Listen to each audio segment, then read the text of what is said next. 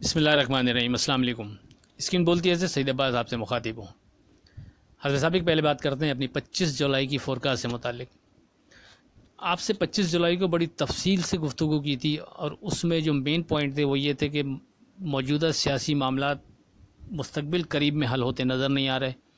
اور اگر یہ سیاسی معاملات حل نہیں ہوتے تو ایک اسٹرانگ گورنمنٹ نہیں ہوگی سامنے، جس کی وجہ سے معاشی معاملات بھی اپنی جگہ اسی طرح رہیں گے اور بلکہ الٹا مزید ان میں خرابی پیدا ہوتی چلی جائے گی، جس کی وجہ سے آپ سے کہا تھا کہ نیچے کوئی اسٹرانگ سپورٹ لیول ایسا نہیں بنتا کہ جو آپ سے ڈسکس کیا جا سکے، اور یہ کہ اوپر آنے پر ہم شارٹ کر کے ٹریڈ کرنا میرے حساب سے بہتر رہے گا۔ آپ سے یہ گفتگو ہوئی تھی، اس کی سمری یہ تھی۔ لیکن اس سے ہٹ کر آج جو ڈیولپمنٹ ہوئی ہے پی ڈی ایم کی طرف سے، جو سپریم کورٹ سے اپیل کی گئی ہے کہ ایک فل کورٹ بینچ تشکیل دیا جائے جو اس کیس کو سنے، ساتھ میں ملک کی دیگر بار کونسلز کی طرف سے بھی سپریم کورٹ سے یہی اپیل کی جا رہی ہے، سابق صدور جو ہیں سپریم کورٹ کی ان کی طرف سے، بار کونسلز کے ان کی طرف سے بھی یہی اپیل کی جا رہی ہے۔ تو ان سب چیزوں کو دیکھتے ہوئے لگتا تو یہ ہے کہ سپریم کورٹ کو فل کورٹ بینچ تشکیل دینا پڑ جائے گا۔ بہرحال اگر ایسا ہوتا ہے تو پھر بہت ساری چیزیں چینج ہو جائیں گی، جو گفتگو آپ سے 25 جولائی کو کی تھی اس میں چینج آ جائے گا۔ تو وہ کیا چینج ہوگا، اب وہ گفتگو ہم 26 جولائی کی فورکاسٹ میں اس پر بات کرتے ہیں۔ دیکھیں، چینل پر جو بھی فورکاسٹ کی جاتی ہے اس میں جو بڑی ذمہ داری سے اور بڑی نیک نیتی سے کی جاتی ہے، اس لیے اپنی ضد اور انا یا اپنے پریویس ورڈنگ کو ہی سامنے رکھ کر اس پہ فائٹ کرنے کے بجائے جو حالات نظر آ رہے ہوتے ہیں ملکی، سیاسی یا معاشی، اس حوالے سے اپنی چیزوں کو ہم ریوائز کر لیتے ہیں، اور یہ مارکیٹ کا تقاضا اور بہتر ٹریڈ کا ایک انداز ہوتا ہے۔ تو اس وقت جو پی ڈی ایم کی طرف سے یہ مطالبہ سامنے رکھا گیا اور اس کو سپورٹ مل رہی ہے بار کونسلز کے، ملک کی جو دیگر بار کونسلز ہیں ان کی طرف سے اور دوسری شخصیات کی طرف سے، تو لگتا تو یہ ہے کہ الٹیمیٹلی سپریم کورٹ کو اس طرف جانا پڑے گا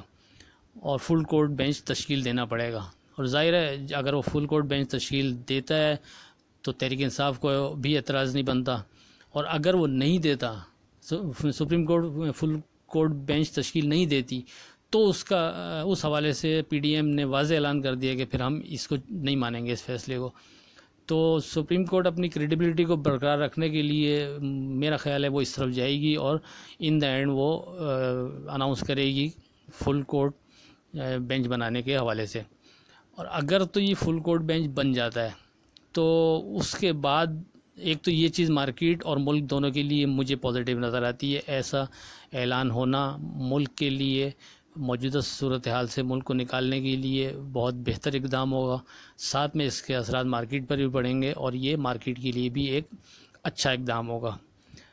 اب اس کے بعد ہیئرنگ شروع ہوگی، اس ہیئرنگ میں ڈیفینیٹلی جب تک ہیئرنگ چلتی رہے گی تو مارکیٹ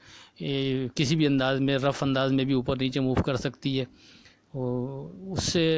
اس میں آپ جس انداز میں بھی ٹریڈ کرنا چاہیں وہ ڈیفینیٹلی جب ہیئرنگ میں ٹکٹ چلتے رہیں گے کہ بھئی یہ بریکنگ نیوز آ گئی، یہ آ گیا، تو اس بنا پر مارکیٹ تھوڑی بہت اوپر نیچے شاید ہلتی رہے، لیکن بہرحال میرے حساب سے یہ چیز ہونا مارکیٹ کے لیے، ملک کے لیے پازیٹیو ہوگا، یعنی بینچ تشکیل دینا۔ اور اس کے بعد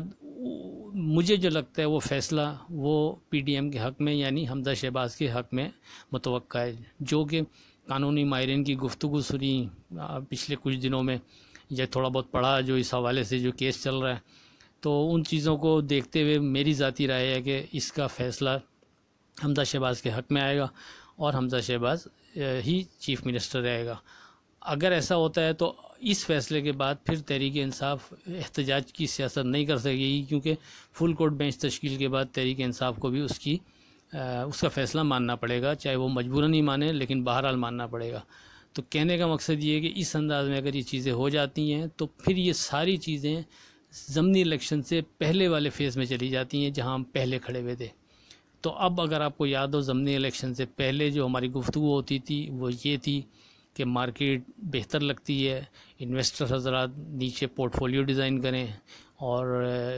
بائنگ کی تیاری کریں، اسکرپٹ سلیکٹ کر کے رکھیں تاکہ مارکیٹ کے نیچے آنے پر، ڈپ لینے پر آپ بائی کر سکیں۔ تو ہم یہ گفتگو اس وقت کر رہے ہوتے تھے تو سیم یہی ساری چیزیں دوبارہ اپلائی ہو جائیں گی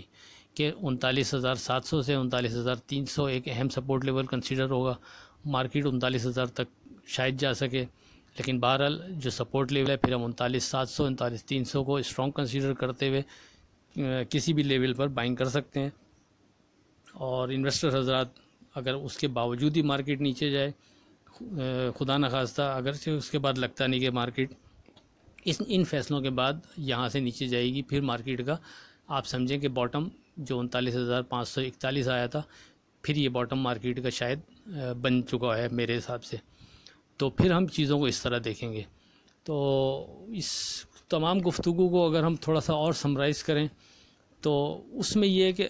نمبر ایک تو یہ کہ فل کوٹ بینچ کا بن جانا ملک اور مارکیٹ کے لیے پازیٹیو سائن ہوگا. نمبر دو، اور فل کوٹ بینچ کا فیصلہ میرے نزدیک پی ڈی ایم کے حق میں اور حمزہ شہباز کے حق میں آئے گا، اور ایسا ہونا تحریک انصاف کو بھی قابل قبول ہوگا، چاہے وہ مجبوراً ہی ہو، کیونکہ فل کوٹ بینچ کا فیصلہ ہوگا. تو ایسی صورت میں باقی رہ جانے والے سال سوا سال موجودہ حکومت آرام سے حکومت کر سکے گی اور اپنی بنائی گئی پالیسیوں پر عمل درآمد کر سکے گی، جو کہ ملک اور اسٹاک مارکیٹ کے لیے ایک اچھا سائن ہوگا.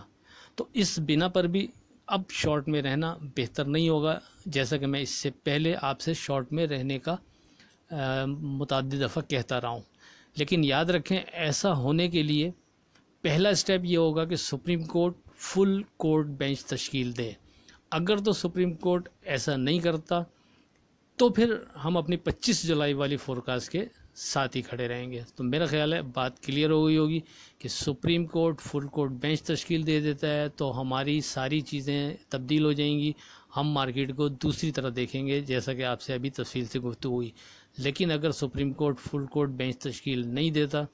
تو پھر ہم اپنی 25 جولائی والی فورکاسٹ کے ساتھ ہی کھڑے رہیں گے. دیکھتے ہیں لیٹس سی کہ کیا فیصلہ کرتی ہے سپریم کورٹ. آخر میں اس دعا کے ساتھ اللہ حافظ سے خدا آپ کے کاروبار میں برکت عطا کرے. الہی آمین. اللہ حافظ.